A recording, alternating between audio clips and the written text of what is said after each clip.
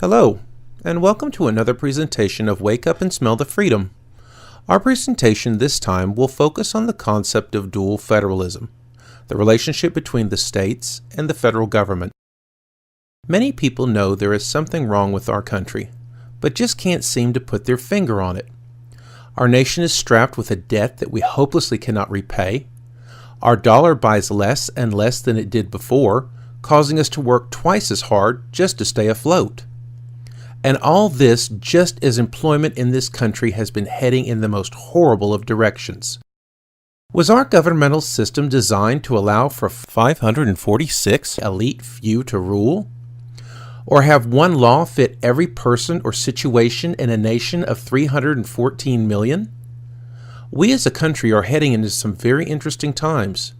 We are at a threshold and are met by the question of should we maybe try something different?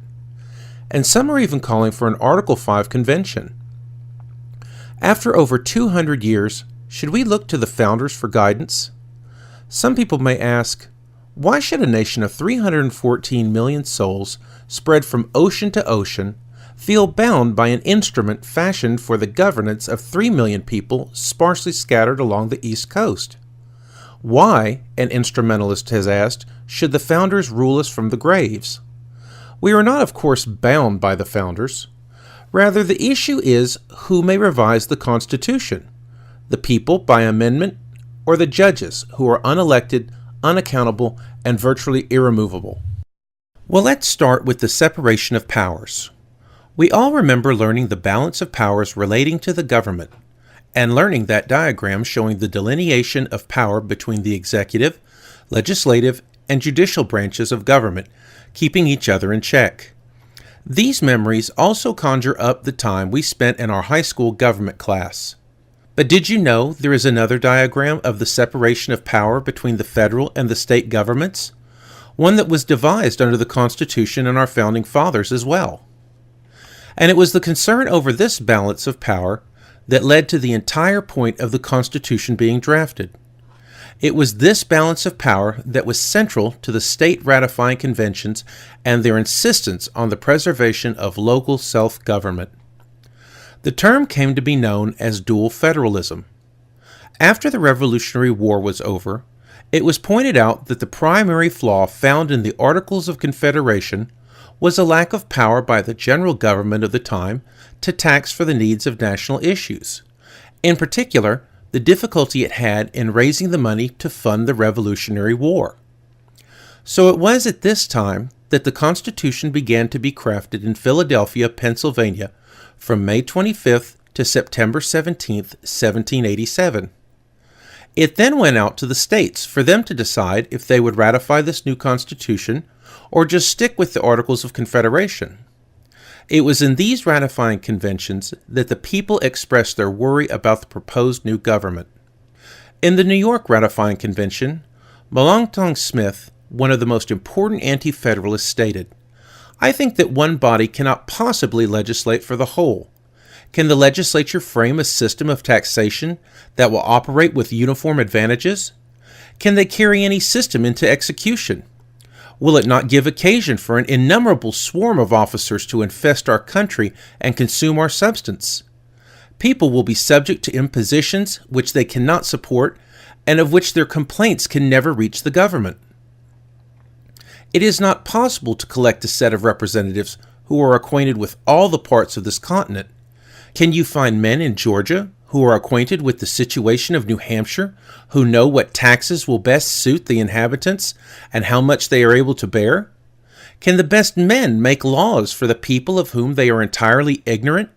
Sir, we have no reason to hold our state governments in contempt, or to suppose them incapable of acting wisely." John Williams stated his beliefs and his fears in the New York ratifying convention by stating, "The idea that Congress ought to have unlimited powers is entirely novel. I never heard it till the meeting of this convention. The general government once called on the states to invest them with the command of funds adequate to the exigencies of the Union, but they did not ask to command all the resources of the states. They did not wish to have a control over all the property of the people. If we now give them this control, we may as well give up the state governments with it." James Monroe, who would one day be the 5th President of the United States, stated in the Virginia Ratifying Convention, "Are there not 1,000 circumstances showing clearly that there can be no law that can be uniform in its operation throughout the United States?" James Madison stated in the National Convention in Philadelphia that the general government could not extend its care to all the minute objects which fall within the cognizance of the local jurisdictions. So it was generally conceded that this new government would not be able to handle running the affairs of the country. More importantly, the people did not want the new government to run the affairs of their state. So it was the explanation of where the delineation of power between the states and the federal government had to be made to allay the people's fears. When giving his explanation of how the federal government was to function and not swallow up the people by taking over their state government's authority, Alexander Hamilton explained the powers thusly. "The laws of the United States are supreme as to all their proper constitutional objects. The laws of the states are supreme in the same way." He fleshed this out. "The states have certain independent powers in which their laws are supreme. For example, in making and executing laws concerning the punishment of certain crimes, such as murder, theft, etc., the states cannot be controlled. The only area of overlap into the state's power would be some taxing power that the new government would receive to carry out its duties." The reason this discussion was so heated and important was because, as Chief Justice John Marshall stated, "The power to tax involves the power to destroy." And that is exactly what the people feared, the destruction of local control through their state governments. At the end of his explanation of how the powers would function, Hamilton made it very clear to the committee that the new federal government would never unseat the states as the center of power for their citizenry when he stated, "It must be utterly repugnant to this Constitution to subvert the state governments or oppress the people." So where was the line between the state and the federal government? How would the people know when the new federal government had gone too far? Well, James Wilson answered that question when he stated in the New York Ratifying Convention that they found themselves embarrassed with another of peculiar delicacy and importance, of drawing a proper line between the national government and the governments of the several states. It was easy to discover a proper and satisfactory principle on the subject. Whatever object of government is confined in its operation and effects within the bounds of a particular state should be considered as belonging to the government of that state. Whatever object of government extends in its operation or effects beyond the bounds of a particular state should be considered as belonging to the government of the United States. And that seems like a pretty easy concept for people to grasp, one that the politicians should be able to handle when dealing with legislation concerning the citizenry. If it's within our own borders, it's the state's jurisdiction, and if it's not, then the federal government can have a say. But Wilson did caution that, though this principle be sound and satisfactory, its application to particular cases would be accompanied with much difficulty, because in its application, room must be allowed for great discretionary latitude of construction of the principle. So Wilson was cautioning that there would have to be a little give and take on the part of everyone, and consider the good of the Union when making decisions on the federal government's taxing power. He continued, "In order to lessen or remove the difficulty arising from discretionary construction on this subject, an enumeration of particular instances in which the application of the principle ought to take place has been attempted with much industry and care." In other words, the framers had worked very hard to enumerate the powers of this new federal government. He cautioned that it is only in mathematical science that a line can be described with mathematical precision, but upon the strictest investigation, the enumeration will be found to be safe and unexceptionable and accurate to in as great a degree as accuracy can be expected in a subject of this nature. This understanding of how the Union was to function ran throughout the state ratifying conventions. Robert Livingston said, "We have 13 distinct governments. The states and the United States have distinct objects. They are both supreme. As to national objects, the latter is supreme. As to internal and domestic objects, the former." In Federalist Paper No. 45, James Madison wrote, The powers delegated in the proposed Constitution to the federal government are few and defined. Those which are to remain in the state governments are numerous and indefinite. Judge Edmund Pendleton explained that the two governments act in different manners and for different purposes. The general government in great national concerns, in which we are interested in common with other members of the Union. The state legislature in our mere local concerns. They can no more clash than two parallel lines can meet. Alexander Hamilton assured the ratifiers in Federalist No. 32 that the state governments would clearly retain all the rights of sovereignty which they before had, and which were not exclusively delegated to the United States. This exclusive delegation, or rather alienation, of state sovereignty would only exist in three cases: where the Constitution in express terms granted exclusive authority to the Union, where it granted in one instance an authority to the Union, and in another prohibited the states from exercising the like authority, and where it granted an authority to the Union to which a similar authority in the states would be absolutely and totally contradictory and repugnant. Madison stated in Federalist No. 39 that the jurisdiction of the proposed government, quote, extends to certain enumerated objects only, and leaves to the states a residuary and inviolable sovereignty over all other objects, end quote. And he added in Federalist No. 40 that the Constitution regards the states as distinct and independent sovereigns. And the quotes and sentiments of what the will of the convention went on and on and on. So where did the states lose their sovereignty and self-rule? Well, almost immediately after the Constitution had been ratified, the attacks on the sovereignty of the states began, and much, if not all of it, was perpetrated by the judiciary in the form of judicial review.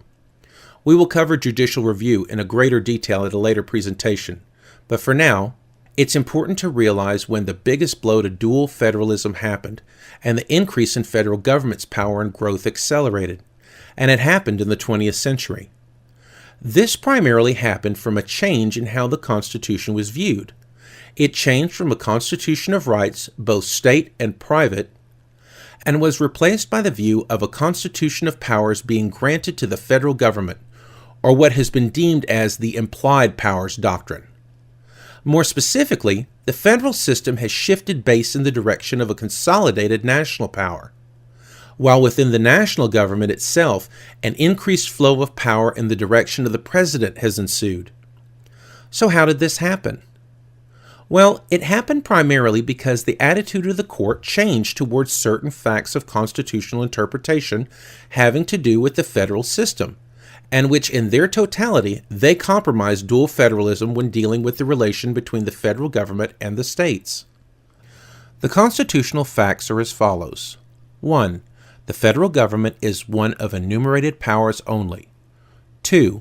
It is only allowed to spend money for the purpose of carrying out these enumerated things. 3. Within their respective spheres, the two centers of government are sovereign and hence equal. And 4. The relation of the two centers with each other is one of tension rather than collaboration. So let's start with the first one. Today, the idea of the enumerated powers concept as a rule of constitutional interpretation has been diminished on every front. As stated earlier, the state sovereignty concept was immediately attacked as soon as the people had safely ratified the Constitution. These attacks usually took the form of distortions of the General Welfare Clause and the Necessary and Proper Clauses of the Constitution in relation to the federal government's enumerated powers. And by the way, if you'd like to learn about these two clauses, we've covered them in previous videos, and they can be found on Wake Up and Smell the Freedom. One of the earliest things that we can point to for the expansion of the federal power and spending was in 1791 when Alexander Hamilton issued his report on manufactures. Here, Hamilton outlined the powers that the federal government would have in taxing. It is therefore of necessity left to the discretion of the national legislature to pronounce upon the objects which concern the general welfare, and for which, under that description, an appropriation of money is requisite and proper.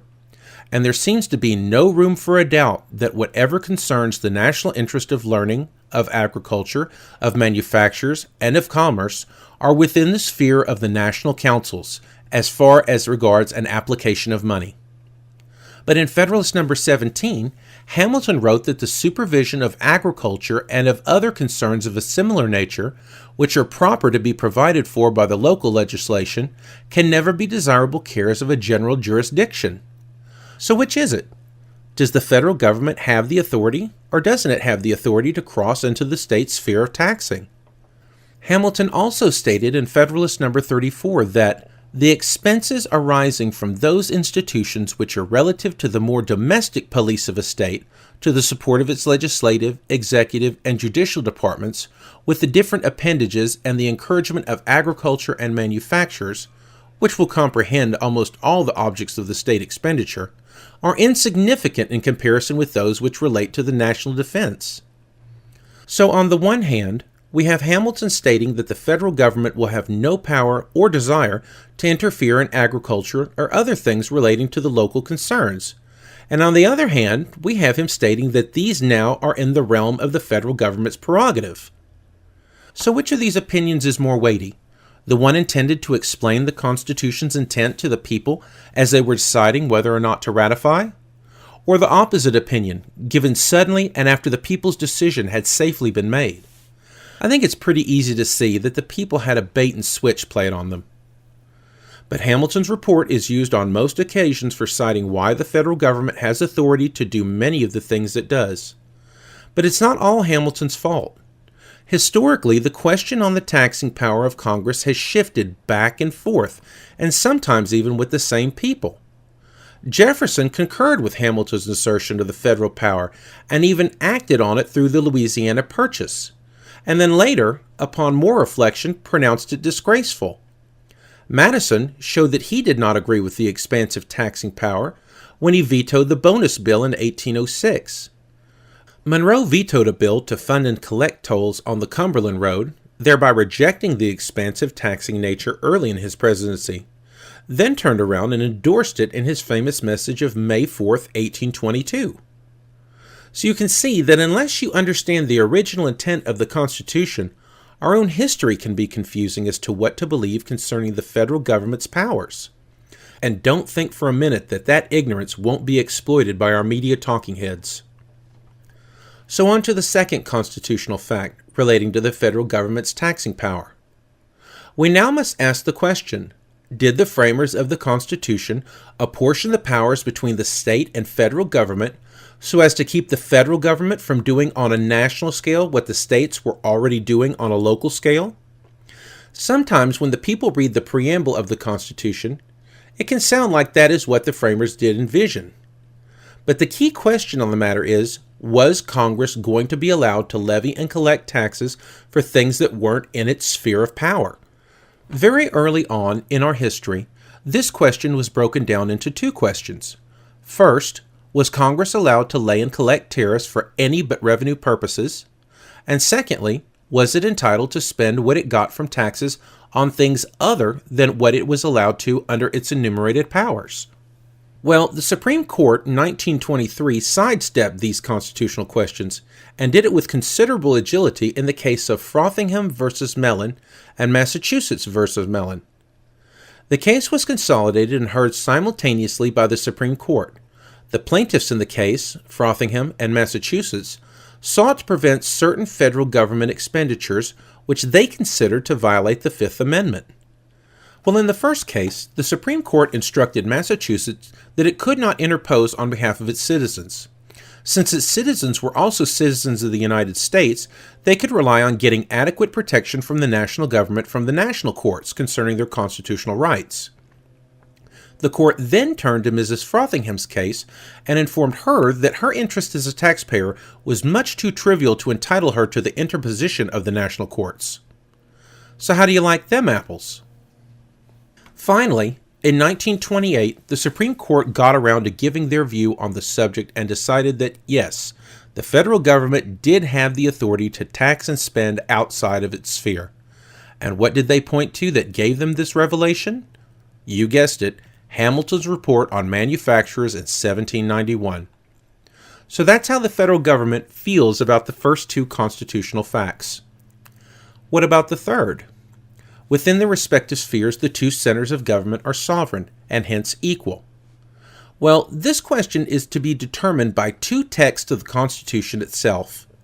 The first part is Article 6, Clause 2, which reads as follows: "This Constitution and the laws of the United States, which shall be made in pursuance thereof, and all treaties made, or which shall be made under the authority of the United States, shall be the supreme law of the land, and the judges and every state shall be bound thereby, anything in the Constitution or laws of any state to the contrary notwithstanding."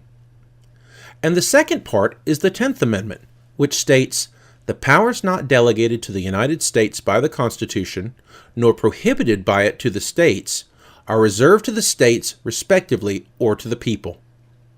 It was the intention of the Federal Convention that national laws needed to be superior within their sphere, otherwise they could just keep the Articles of Confederation.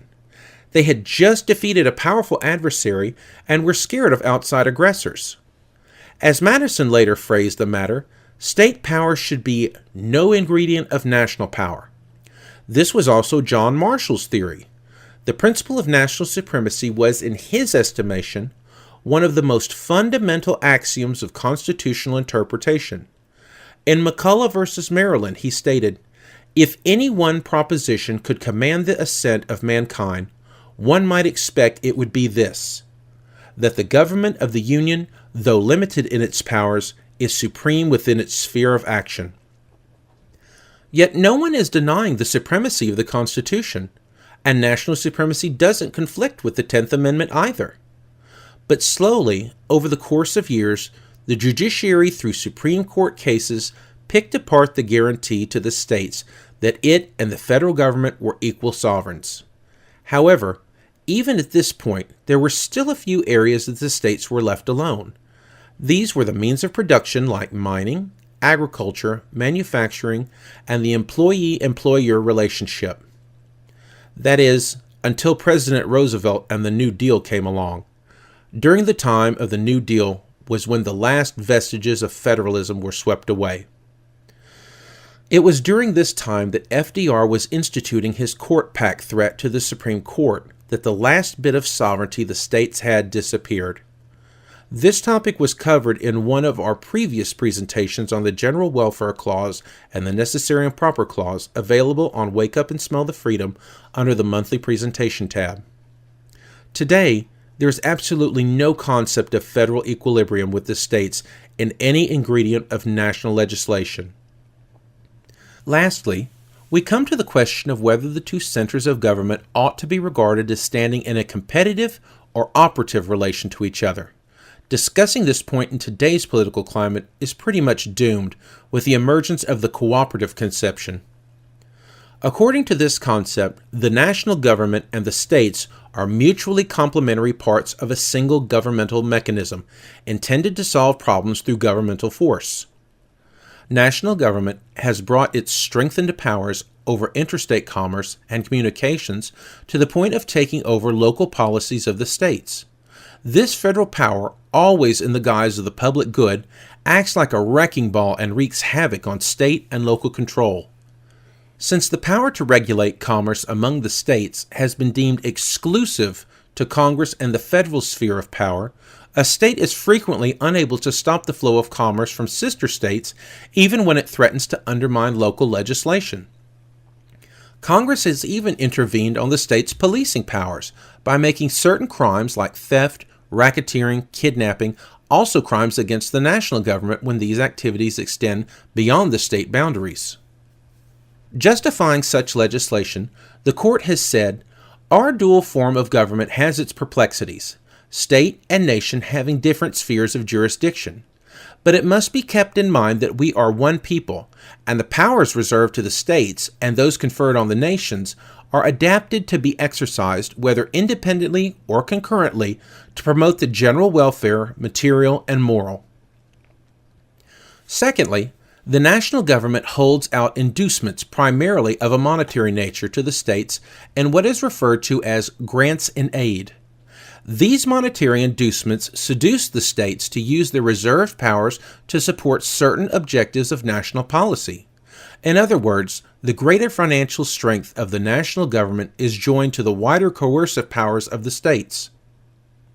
Thus, since 1911, Congress has voted money to subsidize all kinds of things from forest protection to education, industrial to experimentation, highway construction, and so forth. All the states have to do is appropriate equal sums for the same purpose. The only hitch being that they promise to jump through every single hoop laid down by Congress. Since the concept of cooperative conception was introduced, the national government's superior fiscal resources have been used to constantly concentrate their power over local policies and supervision. With the changes that have happened to the concept of dual federalism, the system has been overwhelmed and submerged. Today, the question faces us of whether the states can be saved for any useful purpose. As it stands now, the states serve very little function in the overall system other than just another government body of red tape and taxation. Yet it is very important to remember that no constitutional amendments have been passed altering the dynamics between the state and the federal government. Everything that has transpired has happened in the judiciary, and not through any movement by we the people in the form of amending the Constitution.